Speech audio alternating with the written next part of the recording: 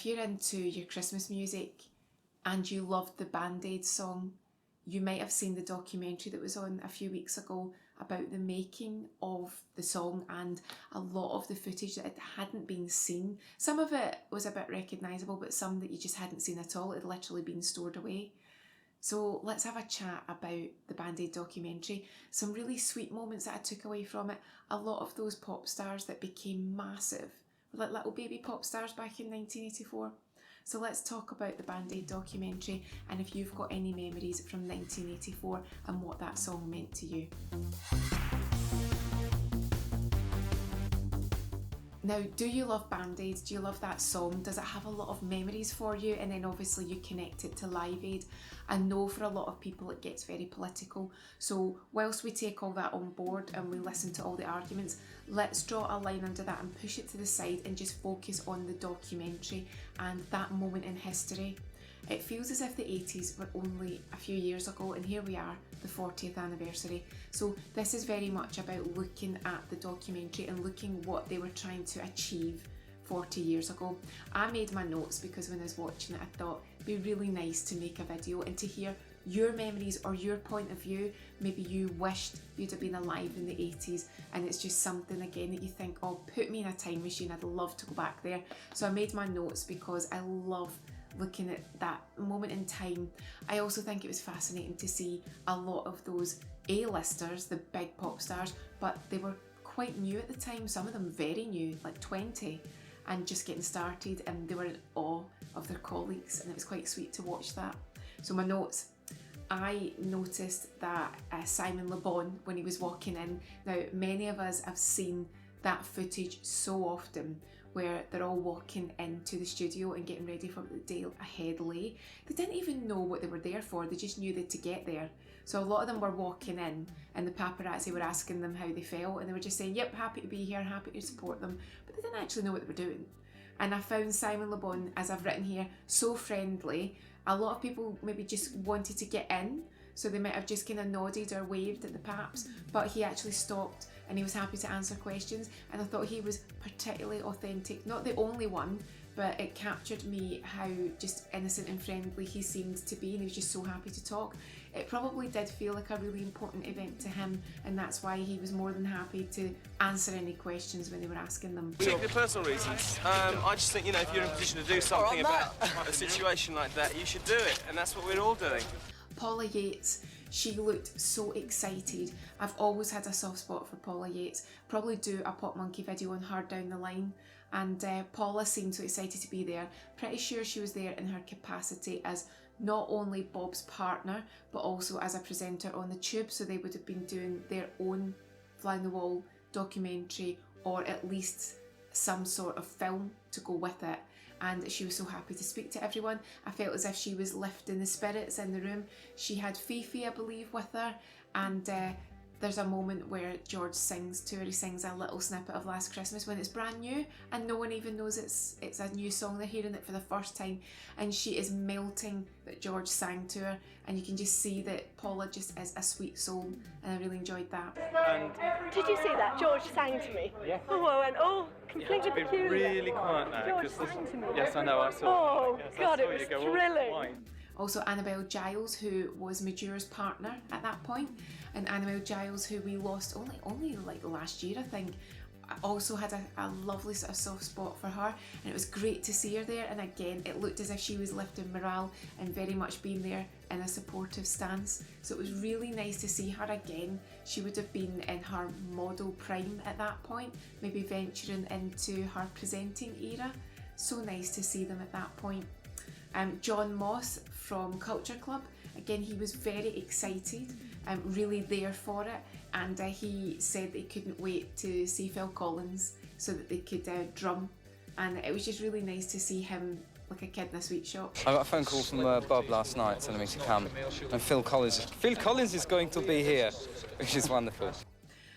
Tony Hadley, he was obviously Spandau Ballet. He seemed shy, but also prepared to be the first person really to sing. And they were more or less clearing the room so that he could get ready to sing, because it was a bit like, who wants to go first? You can go first, and I don't want to go first. And then Tony's like, right, I'll do it. A bitter sting of tears, right? Got it. Bitter sting of tears. And makes it look so easy. Been fortunate enough to be in the presence of Tony Hadley.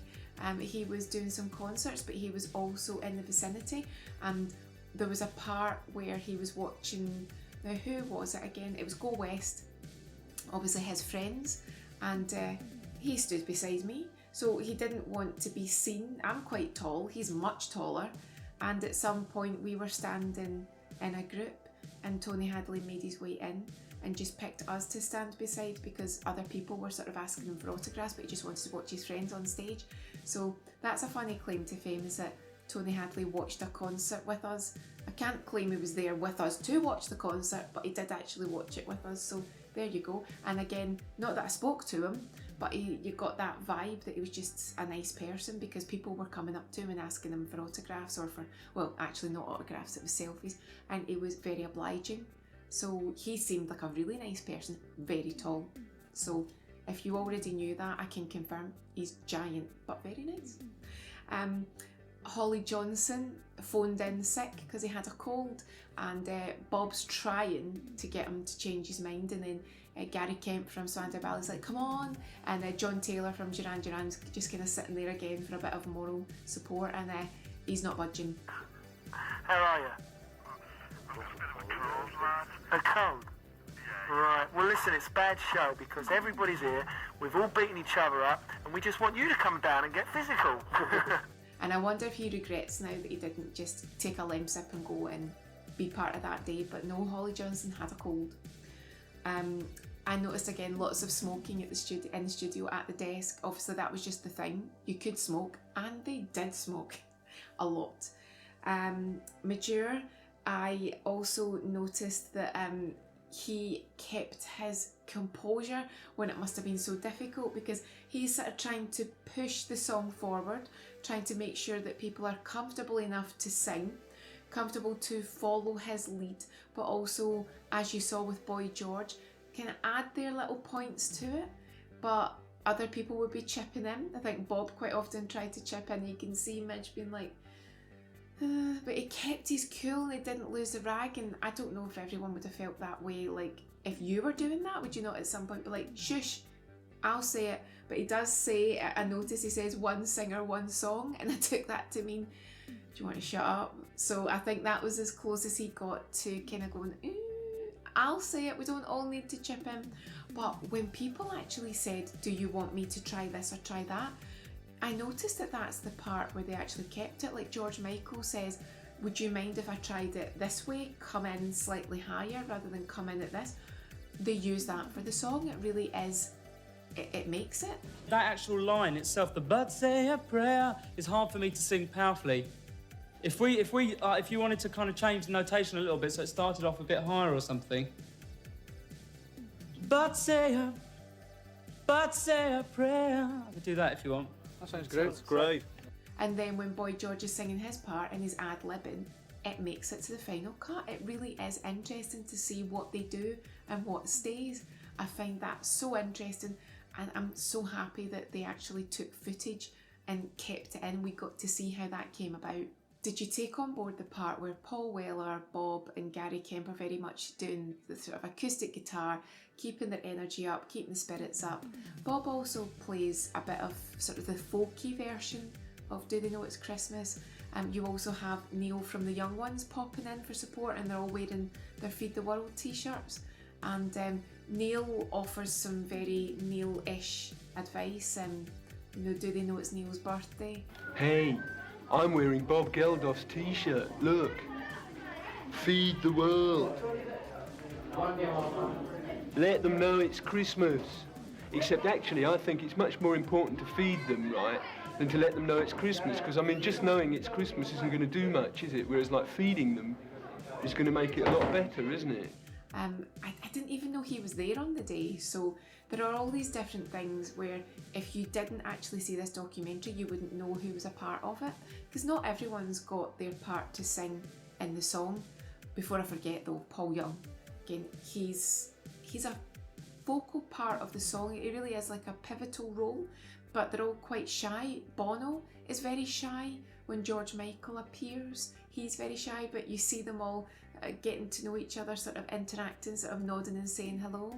And it's fascinating to see these people who are very much early days in their careers. They've had success, but around each other they're a little bit shy, they're a little bit like, oh, it's you. But when you see them all together, they really do pull together, and you see just what they're capable of. And it was, honestly, it's fascinating to see how easily the talent of obviously what they do for a living, their singing, their vocals, how easily it comes to them, but also how timid they can be when it's not obviously their song and they're just waiting to be directed. It's honestly fascinating stuff. And I could talk about this documentary frame by frame. I found it really engaging to watch. I found it flew by. That hour just went because I was really into it and I wanted to know what was happening behind the scenes. And I found Status Quo very funny. Again, they're amusing because obviously they're skilled and they're talented at what they do, but I felt as if they were bringing the lighter side and the humour to it, and winding each other up, winding other people up, and again keeping the morale. I've heard some stories about how they kept morale, but again, you can leave a comment if you know what I'm talking about, because apparently they really did in some ways keep the morale going all day. Here's to you! Don't do that, you punk. Am I up there? Am I in the gods? I am, aren't I? It goes down to it. So I'm not quite sure of the first cue, but it's down to it. Do they know it's Christmas time at all? And we got to hold the all, right? Yeah, hold all of it. And I also noticed that there's a sweet bit where Sting's walking past, I think it's Phil Collins, and he shares a biscuit with him. And if you've heard interviews before, then you'll know that apparently Bob said on the day, listen, no catering, literally if you want something to eat, there's a cafe down the road, get yourself something to eat. So they probably just had the basics. And if it was a Sunday that they were recording it, I think someone said, either one of the photographers or a journalist said that his flat was nearby, and he was literally going back to the flat, grabbing bottles of booze and going back so that they could just keep energy up. Obviously a little bit of something can be good for the vocal cords, but maybe not too much. But you saw clips again where I think, maybe John Taylor from Duran Duran, you could see him with someone, they're having a wee can of beer, and it was just anything just to keep yourself going, just get on with the day, because it was an early start and a late finish. And I don't know when they did the choir, but it must have been near the end. And I don't know about you, but if I started at 8 in the morning and this is maybe late on into the evening, I'd be flagging. So I'd need something. So yeah, it's just seeing them all just kind of keeping themselves going. Nobody looked like they were flagging. Nobody looked like they were exhausted. From what I saw, you didn't see people leaving. If anything, you saw people continuously appearing. Like again, when Boy George gets Concorde and he's in for late afternoon, it's crazy. And I think just to finish off, just seeing that group of people come together that are iconic for that time, seeing all those names like your Marilyns, you saw, is it Kool and the Gang were there? So many more people than I can name at this point in time, but they all just got together. Not everybody was featured and spoken to in the documentary. You didn't see everybody sing their part, but just what an iconic point in time, and to see it come together and develop, and to see again at the beginning of the day Bob and Midge, and then the end of the day, and then they were saying that's us getting started now, that's us beginning the process of putting this thing together. It was just so interesting to watch, and I'm so pleased that they put that together for the 40th anniversary. I think that's all my notes. Yeah, just again the energy, and I did write Bob and Mick looked knackered at the end, but wouldn't you? And then I think at least some of them were up all night to get that record ready, to get it out to the shops, and we all know what then went on, what developed. So yeah, I love that documentary. It really did feel like a very important moment in time that they captured, regardless of what you think of the song. I love the song. I know that a lot of people have problems with the song, but if you take it for what it was, in response to a cry for help at that point, just that particular point in time, then I think it's still magical. And I'd love to know if you watched the documentary, or if you've seen clips before or you're interested in it. I'd love to know your thoughts. And if you can, I'd love it if you could like and subscribe to the channel, and I'll see you again soon.